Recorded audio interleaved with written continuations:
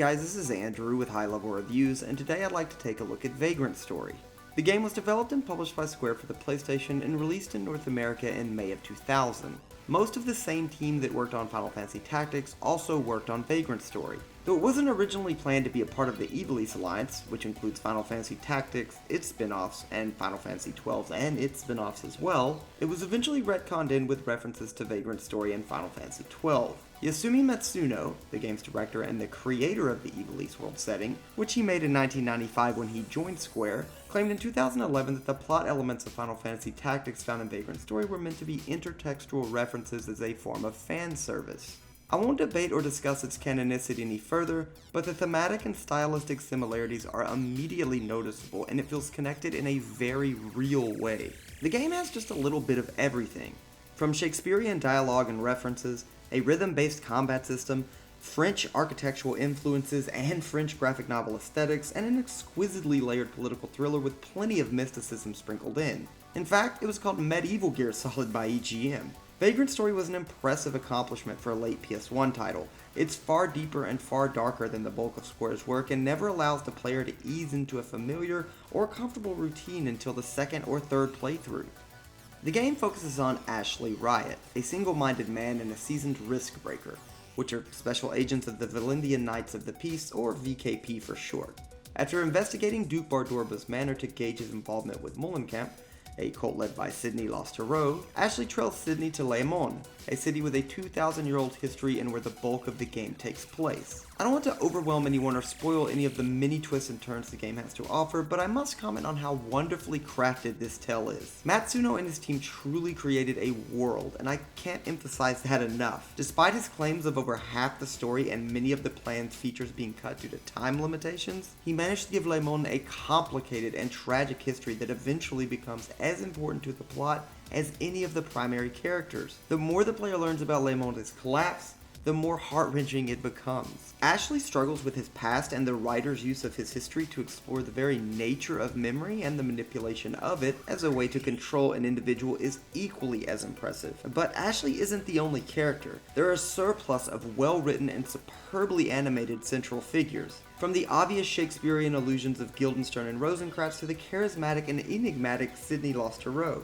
each character feels refined and distinguished from the next. When you couple the writing with the excellent understanding of camera angles and how they effectively use them to heighten the impact of the emotional moments, there are some genuinely devastating scenes in the game. While some people will grow tired of a story that carefully and methodically unfolds the layers of a deep political mystery rife with dark arts and the occult, and rarely helps the player connect the dots, it's still an engrossing story that encourages discussion and demands a deeper analysis than most of the revered RPGs. With every apparent answer the game provides you, it concurrently creates a bevy of questions that aren't easily addressed. It might perturb some, but it, simply put, blew me away.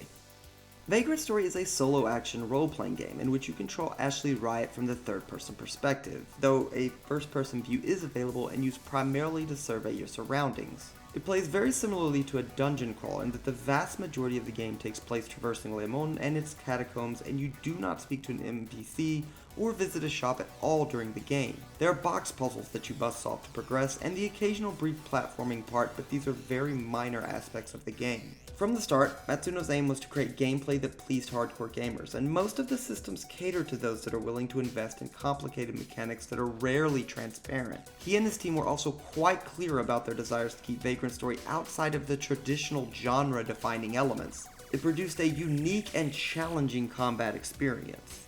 Enemies are visible in the field, and in order to engage them, you need merely to enter the combat state by pulling out a weapon, which is accomplished by a simple button press. Run up to the enemy, press the action button, and elect a specific body part to target. It is a pausable real-time system, so you're not necessarily in a hurry when determining what you want to isolate. This is where the player will notice some major alterations.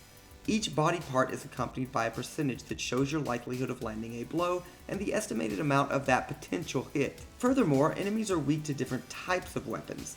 They're edged, piercing, and blunt, And there are plenty of enemies with body parts that all have separate weaknesses, which certainly provides strategical diversity, but often frustrates the player due to an inordinate amount of menu hopping to try out different weapons. The game does have a nifty shortcut for items and spells, but committed a major misstep by not including a quick option for alternating between different types of weapons. You end up spending far too much time in a clunky menu.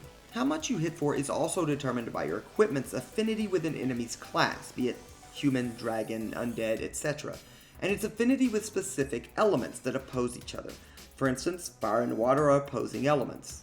This adds another layer of strategy, as a weapon's power against a specific class increases the more you fight that class, while also weakening your strength against other classes. Though often the more important factor is the type of weapon, again edge, piercing, or blunt. A strong affinity against a certain class certainly doesn't hurt either. You must factor in the durability of a weapon, as it decreases your weapon inflicts less damage, and phantom pain, or PP for short, which you build as you fight enemies. It increases the damage of a weapon. You can repair a weapon, but it erases the PP gauge entirely, thus often encouraging the player to straddle that line between dangerously low durability and maxed out phantom points. You also learn break arts, which are strong attacks specific to different kinds of weapons, axes, daggers, swords, etc., that deplete Ashley's HP when used. Unfortunately, and the same can be said of spells in the game, the moves just don't justify taking a break from chaining normal attacks to do significantly more damage in the same time frame while also preserving health. Offensive spells can be very powerful, but because of the ridiculous MP cost, just aren't efficient to use in combat. The player is better off just utilizing buffs and debuffs to make Ashley's regular attacks more potent.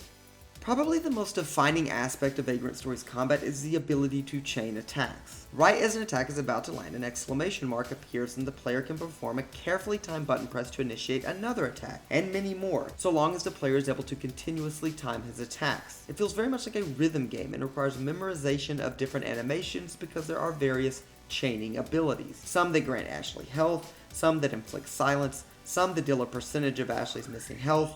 There's a ton of variance, and again, strategy to be found here. The harder bosses, at least through the first playthrough, require that you string together massive chains due to the naturally small amount of damage one attack inflicts. There are defensive chains that are far less forgiving, but equally as important against the more arduous bosses. This simple, yet truly brilliant addition keeps the player engaged and often enraged as he helplessly watches his chain fail, or perhaps that's just me. What balances the chaining system and limits abuse is the risk bar. The risk bar slowly increases as you fight, and chaining abilities increases it at a much faster rate. As your risk climbs, your chance to hit decreases while the damage you take from enemies increases. Your crit chance goes up and the potency of your heal spell increases as well. It's yet another factor one must consider when engaging in combat. Get too high against tougher enemies and the player runs the chance of getting one-shotted. Never allow risk to get too high and Ashley's strikes won't hit as hard as they potentially could. It's an exhilarating experience to flirt with high risk and watch it pay off, but can also lead to devastating losses if precaution isn't taken.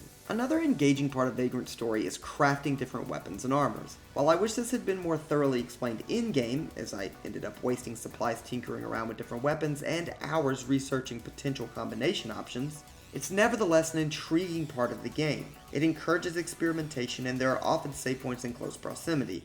Not that I'd ever game the system. But since you don't gain levels, Ashley's power is highly dependent on finding and crafting new weapons and equipment, and the small individual stat boosts you gain after defeating a boss.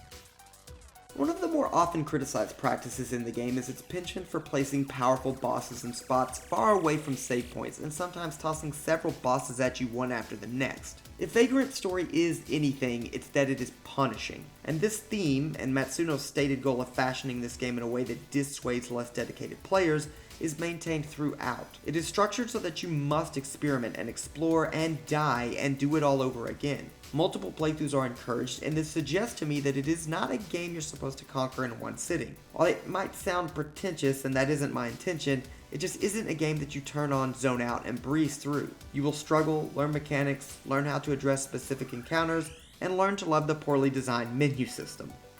Early during the design phase of the game, Matsuno was showed some photographs of France, specifically of a region in Bordeaux known for its expansive vineyards.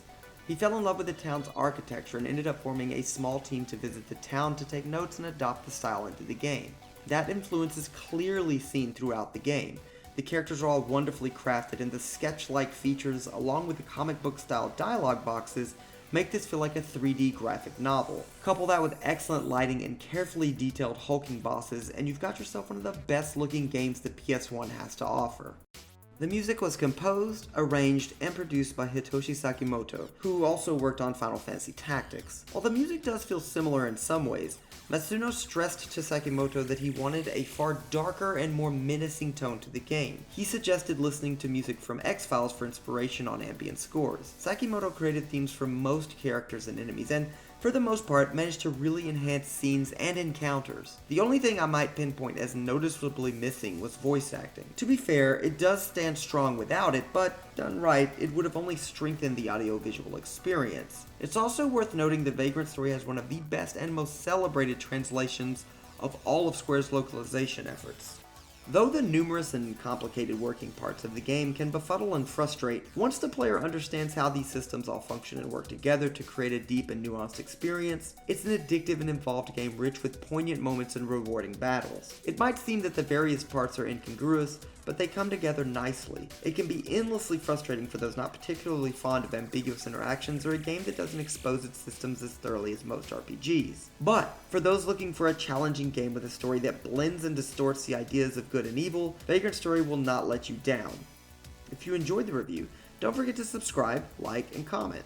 My Twitter is also located right below the video. This has been Andrew with High Level Reviews, and I appreciate you guys stopping by.